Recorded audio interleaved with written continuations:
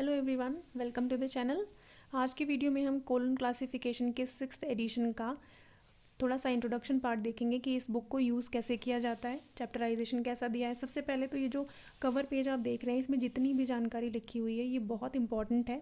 सबसे पहले इसका नाम कोलन क्लासिफिकेशन, एडिशन कौन सा है, 6th एडिशन है जो कि बहुत ज़्यादा यूज़ होता है और 6th एडिशन के ही लगातार रीप्रिंट्स आते जा रहे हैं, जबकि 7th आ चुका है लेकिन 7th हम यूज़ नहीं कर रहे हैं। लिखा किसने था? एस.आर. रंगनाथन ने लिखा था।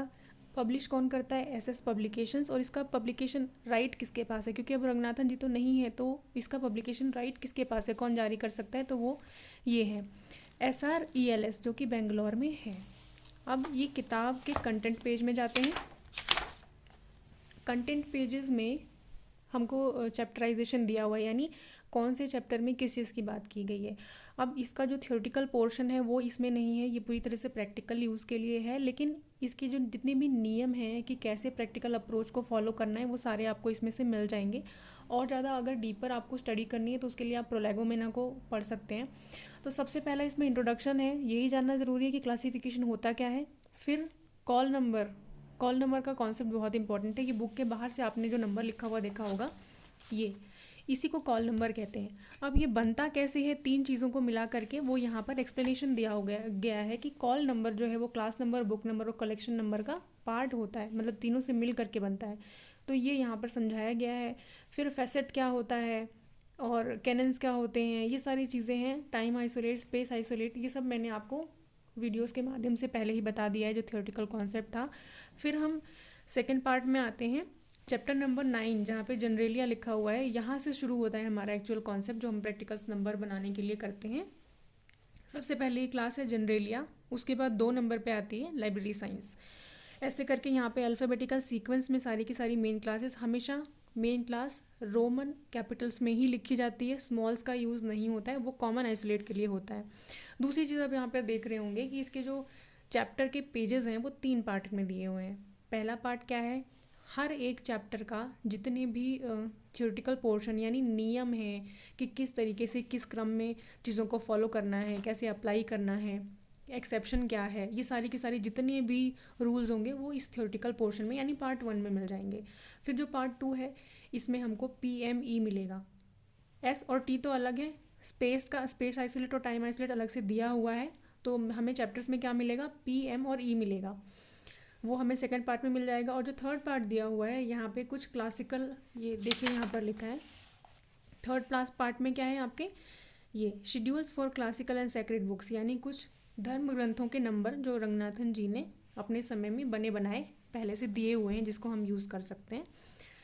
ये पूरा थ्योरेटिकल पोर्शन है जो मैंने अभी आपको बताया। पेज नंबर देख लीजिए, इनके जितने भी 1 पॉइंट समथिंग में है वो क्या है, वो इंस्ट्रक्शन पेजेस हैं, ये सब कुछ। उसके बाद हम थोड़ा सा स्किप करके चलते हैं अपनी मेन क्लास के ऊपर। 2.30 लाइब्रेरी साइंस में जाएंगे।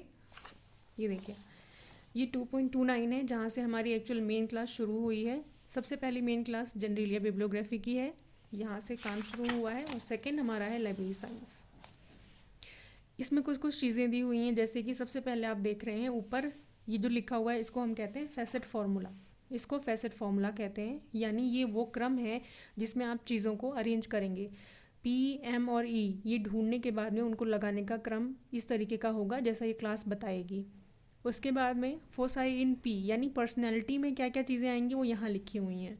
फिर मैटर के अंदर क्या आएंगी वो इधर लिखी हुई हैं। यहाँ पे इंस्ट्रक्शन है कि मैटर को आप जनरलिया बिब्लियोग्राफी से लेकर के आएंगे, ठीक, कहीं कहीं ऐसा भी रहता है। फिर नेक्स्ट है एनर्जी के लिए, ये चीज़ें दी हुई हैं। तो ऐसे ही डिविजन्स बने हुए हैं हर एक क्लास में कि कहाँ से आपको चीज़ों को ढूंढ कर लानी है। अब ऐसे ही हम मैथ्स का देखते हैं थोड़ा सा। अल्फ़ाबेटिकल B जो है वो मैथ्स को डिनोट करता है।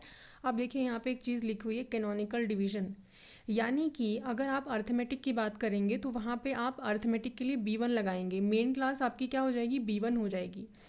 जब किसी भी मेन क्लास की कोई एक ब्रांच बहुत ज़्यादा डेवलप हो जाती है, उसकी अपनी एक अलग आइडेंटिटी बन जाती है, वही कैनोनिकल कहलाती है। कैनोनिकल डिवीजन उसी को हम कहते हैं कि इसी की एक ब्रांच है। तो यहाँ पे नंबर क्या होगा इसका, B1, यानी आप 2 बार B नहीं लिखेंगे, मैथमेटिक्स की क्लास में जाना है, आपको मालूम है कि अर्थमेटिक का जो अलजेब्रा का नंबर यहीं से मिलेगा, लेकिन इस केस में आप 2 बार बी नहीं लगाएंगे, एक ही बार लगाएंगे। मेन क्लास ये हो जाएगी, फिर इसके अंदर जा करके आप चीज़ों को ढूंढेंगे। जैसे B1 का डिवीजन यहाँ से स्टार्ट हो रहा है तो इसके अंदर देखेंगे। इस तरीके से इनके डिविजन्स दिए हुए हैं। अब थोड़ा सा बुक के पीछे चलते हैं।